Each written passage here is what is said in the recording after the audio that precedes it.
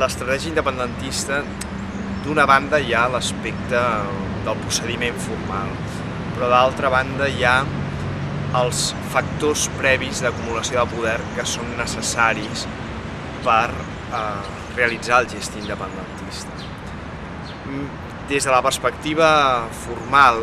hi ha diverses vies, totes d'alguna manera passen per l'expressió democràtica de la voluntat popular, això és per un referèndum de sobirania. Un referèndum de sobirania que en aquests moments es troba prohibit per l'estat espanyol perquè no ens ha transferit la competència en matèria de convocatòria de referèndums, cosa que sí que es trobava en l'Estatut del 30 de setembre, i per tant del que es tracta és d'alguna manera de pressionar l'estat espanyol perquè ens transfereixi la competència de convocatòria de consultes populars via referèndum, que això és el que d'alguna manera ja s'està organitzant des de la societat civil. De tota manera, si això no succeís, malgrat posar tota la pressió sobre l'estat espanyol a través del Parlament de Catalunya i a través de la societat civil catalana, d'alguna manera ens hauríem de plantejar de convocar un referèndum de sobirania al marge de l'aparell constitucional espanyol. Però clar, per això, diguem-ne, per aconseguir aquest elevat nivell de tensió, de pols amb l'Estat, cal una xarxa de factors reals de poder articulada en l'àmbit de la societat civil, que és d'alguna manera el que no va succeir en l'Estatut del 30 de setembre, és a dir, l'experiència de l'Estatut que va del 30 de setembre fins a l'aprovat al juny, sense perjudici de la retallada final que pugui haver en el Tribunal Constitucional, aquesta estratègia va posar de manifest que encara no teníem el teixit social necessari per enfrontar-nos a un pols amb l'Estat que perboqués en la decisió de sobirania a Catalunya i als països catalans. Aleshores, quina és aquesta construcció de factors reals de poder? Doncs els mitjans de comunicació, la creació d'un espai de comunicació d'imaginari català, sigui a través dels mitjans audiovisuals, sigui a través dels mitjans d'internet, sigui a través de la premsa, d'alguna manera aconseguir que el teixit empresarial sigui conscient que en el context de la globalització Espanya no és el mercat natural dels productes catalans, que és la lògica decimonònica que ha regit encara en el procés estatutari, és a dir, el senyor Mas va pactar amb el senyor Zapatero prèvia reunió amb determinats agents del món econòmic que encara continuen pensant que el mercat natural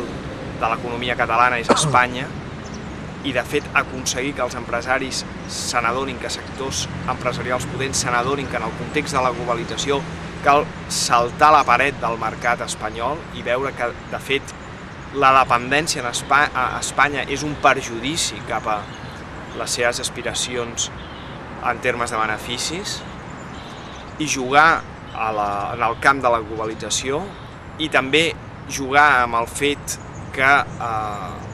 la nació espanyola, el nacionalisme espanyol, de fet, es dedica a discriminar el conjunt dels nacionalismes perifèrics i particularment les possibilitats de desenvolupament econòmic de les nacions perifèriques, bàsicament països catalans i Euskadi. Per tant, cal conscienciar a les classes poderoses de la nostra pròpia nació a l'hora d'entendre que dins l'estat espanyol no faran res més que patir la discriminació, com s'ha vist amb el tema de l'OPA Endesa. I després cal, per tant, mitjans de comunicació, empresariat, i calen factors reals de poder en l'àmbit de la societat civil. Alguns d'aquests s'estan construint, és a dir, una societat civil mobilitzada que reivindiqui la llibertat nacional, ho estem articulant, per exemple, a través de les plataformes de Sobirania i Progrés, de la Plataforma pel Dret de Decidir, en relació a la qüestió del referèndum, però també ho farem en relació a la qüestió de la desobediència fiscal.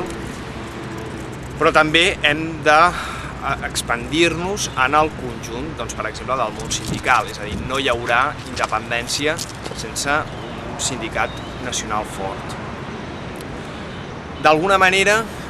el que s'ha de propugnar en aquesta estratègia independentista és la unió del catalanisme polític al voltant d'un objectiu comú.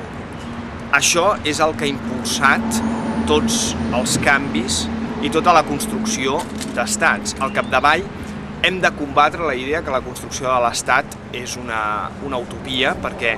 hi ha 200 estats en el món. Per tant, tan difícil, fer un estat tan difícil no ha de ser.